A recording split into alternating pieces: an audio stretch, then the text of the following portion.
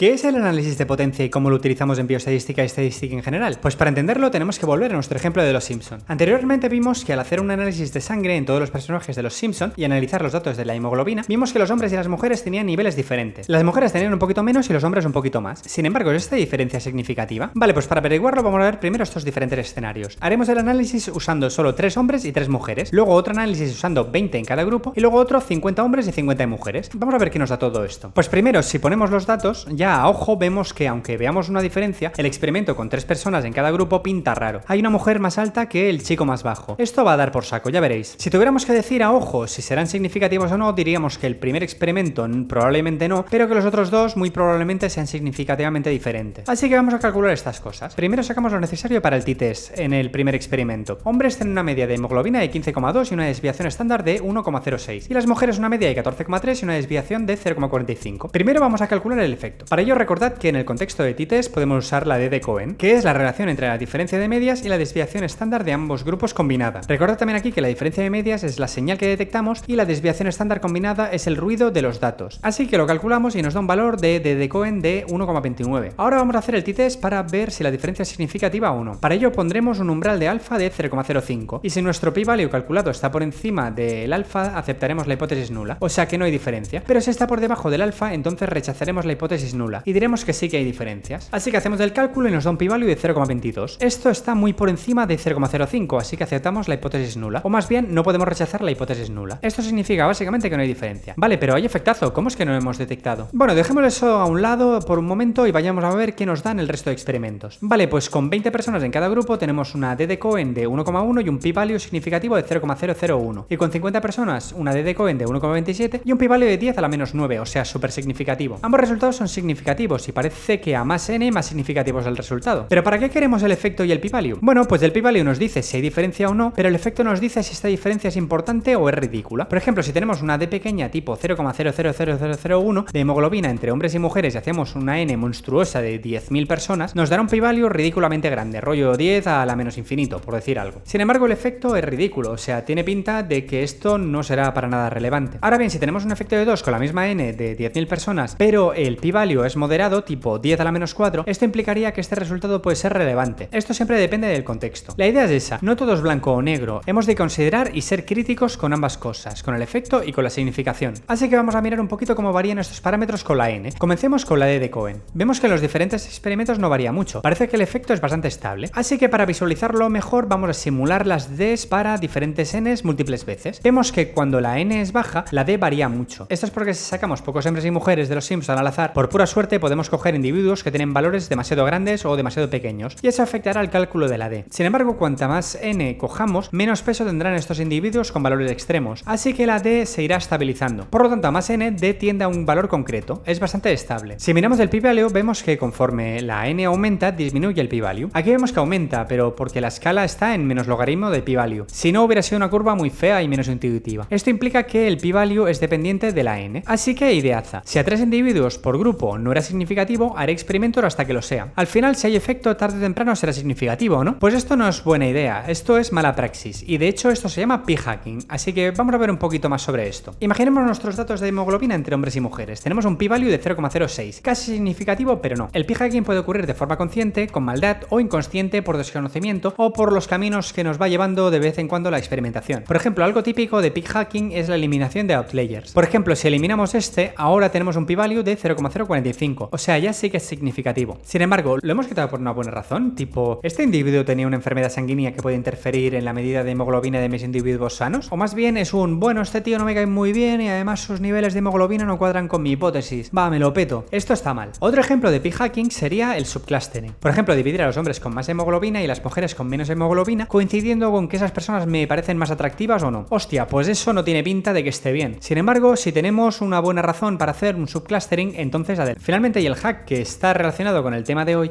es el de la n. Por ejemplo, tenemos estos datos con un p-value de 0,2 y una n total de 6, o sea 3 en cada grupo. Sabemos que hay efecto, así que ¿y por qué no hacemos el experimento hasta que el p-value pase por debajo de 0,05 y sea significativo? Pues venga, hacemos hasta n igual a 12, o sea 6 por grupo, y tenemos un p-value de 0,049. Estupendo, para todos los científicos ya tenemos lo que queríamos. Pero ¿qué pasa si añadimos un experimento más? Pues vaya, da la casualidad que en mujeres hemos topado justo con una que tenía la hemoglobina alta y en hombres es uno que tenía la hemoglobina muy baja, vaya tela, ya no es significativo. Te dije que pararas cuando teníamos el resultado que nos gustaba. Para evitar este p-hacking, lo que tenemos que hacer es, antes de comenzar con los experimentos, definir la n suficiente para ver este efecto. Y esto tiene su cálculo y necesita sus parámetros. Tenemos el efecto, que es bastante estable y puede ser más grande o más pequeño. Tenemos la alfa, que es el criterio que nos permitirá decidir si es significativo o no. La alfa es lo que se conoce como el error de tipo 1. Ahora lo explicaremos un poquillo mejor. Y suele ponerse como límite de 0,05 en ciencia tipo biología. Sin embargo, para el cálculo de la n vamos a usar otro parámetro que es la beta, el error de tipo 2. Vamos a ver un poquito más sobre estos errores. El error de tipo 1 es la alfa y este suele ponerse a 0,05 en ciencia, aunque en otras disciplinas puede ser mucho más estricto, tipo 0,01, 0,001 y más incluso. Este error corresponde a la probabilidad de rechazar la hipótesis nula siendo cierta, o en otras palabras decir que sí que hay diferencia cuando en realidad no la hay. Cuando miramos la curva de distribución de la hipótesis nula vemos que la alfa es el área de distribución en un extremo. Nota, esto sería para un test unilateral. Si fuera bilateral, el área estaría en ambos extremos y el valor sería la mitad de 0,05 en cada uno de ellos. Así que si nuestro estadístico t calculado está por encima del límite de alfa, entonces rechazaremos la hipótesis nula. Vale, siguiente cosa, ¿qué pasa con el error de tipo 2? Pues bien, este tiene un valor típico de 0,2 y lo que implica es la probabilidad de no rechazar la hipótesis nula siendo la alternativa cierta, o lo que es lo mismo, la probabilidad de equivocarnos al decir que no hay diferencia en la hemoglobina entre hombres y mujeres, siendo cierto que sí que la hay. Se suele usar un valor de 0,2 que es más grande que el 0,05 del alfa, porque la idea es ser lo más conservador posible. Es decir, es más grave decir que hay diferencia cuando no la hay, a perder señal diciendo que no hay diferencia cuando en realidad sí que la hay. Ambas alfa y beta están relacionadas. Vamos a visualizar un poquillo cómo. Imaginemos la curva de distribución de la hipótesis nula. Aquí tenemos nuestra área de alfa en naranja y nuestro estadístico t más extremo que el alfa, o sea que es significativo. Ahora imaginemos que tenemos nuestra curva de distribución de la hipótesis alternativa. Esta se solapa un poco con la de la hipótesis nula y precisamente allí donde se solapan es donde están los errores. Los betas son el área de la hipótesis que está dentro de la hipótesis alternativa hasta un valor de 0,2. Esto implica que cuanto más grande es el error alfa, más pequeño es el error beta, y cuanto más pequeña el error beta, más grande el error alfa. O de igual manera, cuanto más nos importa no cometer el error de tipo 1, estaremos expuestos a cometer más errores de tipo 2 y viceversa. Por ejemplo, si ponemos el alfa de 0,000001, vemos que ahora el área de beta es mucho más grande y cometeremos más errores diciendo que no hay diferencia cuando en realidad sí que la hay. Es por eso que como buen equilibrio en ciencia se utiliza un alfa de 0,05 y una beta de 0,2, aunque en realidad no se habla tanto de beta sino de potencia. Esto es simplemente la diferencia de beta, o sea 1 menos beta, que es igual a la potencia, es decir, el área de la curva que nos dice la probabilidad de rechazar la hipótesis nula siendo la hipótesis nula falsa. Así que con esto dicho lo tenemos todo. Pasemos lista, tenemos los coens, el alfa, la beta, bueno, la potencia. Vale, estupendo, estamos todos. La fórmula para la n es la siguiente en el caso de hacer un t-test. N es igual a 2 por la razón del valor de la distribución normal en 1 menos alfa partido 2, o sea que aquí estamos considerando un test bilateral, sumado al valor de la distribución normal para potencia. Y todo esto al cuadrado dividido por el efecto al cuadrado. Así que si hacemos el cálculo veremos que la n para ver el efecto entre hombres y mujeres para la hemoglobina es de 11,9 personas por grupo. No seamos burros, esto es 12 por grupo, no vamos a amputar el 10% a nadie. Así que si hacemos el experimento y ya con 4 personas es significativo, estaríamos haciendo p-hacking. Vale, esto es para el t-test, pero ¿qué pasa con los que no son t-test? Pues más o menos lo mismo, necesitamos sus respectivos efectos, la alfa y la beta. Por ejemplo, la fórmula con ANOVA sería esta. Vemos que es bastante parecida, pero aquí usamos la f de Cohen y también usamos el número de grupos. Y para el h cuadrado, pues más o menos lo mismo. Aquí usamos el omega de Cohen, un efecto que no vimos en el capítulo anterior para el test de contingencia. Vale, ahora teniendo en cuenta todo esto, vamos a una de las mayores razones para calcular la n, la pasta. A ver, no es un secreto que la ciencia no es barata y puede ser muchísimo más cara cuando las cosas no se hacen bien. Vamos a poner un ejemplo con datos de genotipado. Vale, para este ejemplo usaremos la LDH o lactato de deshidrogenasa. Este enzima cataliza la reacción de conversión del piruvato a lactato en el final de la vía anaeróbica de la glicólisis. Imaginemos que se ha encontrado una mutación en este enzima que hace disminuir su actividad y esto está asociado con un riesgo cardiovascular. Se sospecha que esta mutación está en un SNP concreto que tiene un cambio de una adenina por una timidina. Estas son cosas de genética que no veremos todavía, lo veremos en su momento, en su bloque. Para hacerlo sencillo diremos que esperamos que los enfermos tengan esta T en la LDH y los sanos no la tengan. Sin embargo, si miramos en enfermos y sanos vemos que el 20% de los enfermos con afección cardiovascular tienen esta mutación, pero el 10% de los sanos también la tienen. O sea, 20% es más que 10%. Son números bajos, pero a veces estas asociaciones pueden ser muy importantes. Total, que el efecto no parece que vaya a ser enorme. Como son datos de contingencia, el efecto que usaremos será la omega de Cohen, que nos da un valor de 0,25, un poco baja. Así que calculamos la n y vemos que necesitamos 125 personas por grupo para detectar la diferencia entre enfermos y sanos. Estupendo, pues considerando que cada genotipado cuesta entre 40 y 300 euros, dependiendo del tipo de genotipado, el coste sería entre 10.000 euros y 70.000 euros. Casi nada, ¿no? Vale, ¿y qué pasa si tengo una cohorte de 50 personas y muchas ganas de hacer este experimento? Pues que no sería recomendable, vas a tirar el dinero y las muestras a la basura. Se puede encontrar algo, pero es económicamente arriesgado. Vale, para terminar un par de cosas. El cálculo de la potencia a posteriori no es algo que se suele hacer. Puede confundir un poco poco, ya que en realidad queremos la potencia para definir nuestros experimentos. Además, teniendo al final del experimento el p-value, sacar la potencia sería un poquillo redundante. Así que, ¿qué concluimos de todo esto? Pues que el análisis de potencia nos ayuda a sacar la n de nuestra muestra, que esto nos ayuda a optimizar costes y que cada n se calcula un pelín diferente en función del test que usemos. Ah, y eso, ahora que sabéis lo que es el p-hacking, no lo hagáis. Y esto ha sido más o menos qué es el análisis de potencia y cómo lo usamos en bioestadística y estadística en general.